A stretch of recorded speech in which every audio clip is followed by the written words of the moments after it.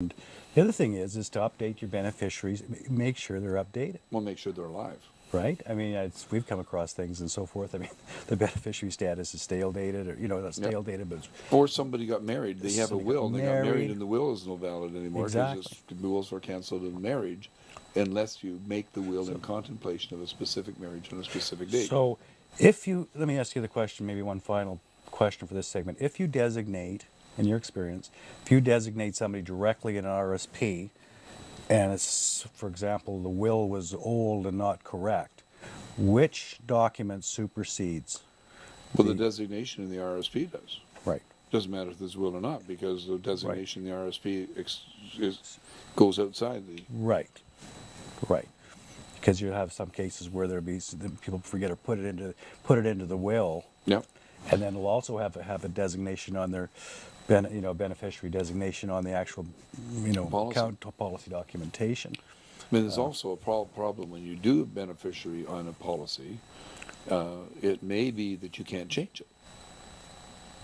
In some cases. Yeah, depends on who owns the policy and who puts it together and who made the payments on it. You may be in the position where you can't change the beneficiary. Yeah, I've never run across that in the types of business we do. Yeah. And maybe that's in some of the insurance products, where it's Yep. you have permanent beneficiaries and not changeable. Yeah, that's something you think you're going to leave something you want to go and change the beneficiary to somebody, and it doesn't happen. Yeah.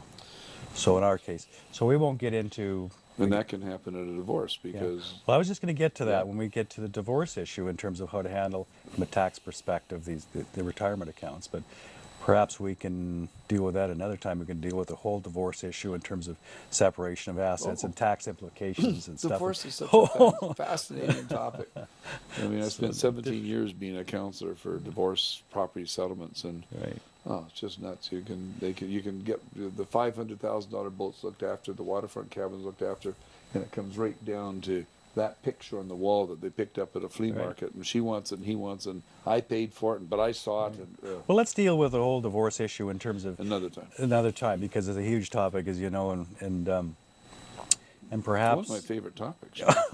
You have some experience in the area. Spent a lot of money on divorces. Perhaps... So should we take a break for a second? Let's take a break for a second and then deal with the U.S. side. Okay.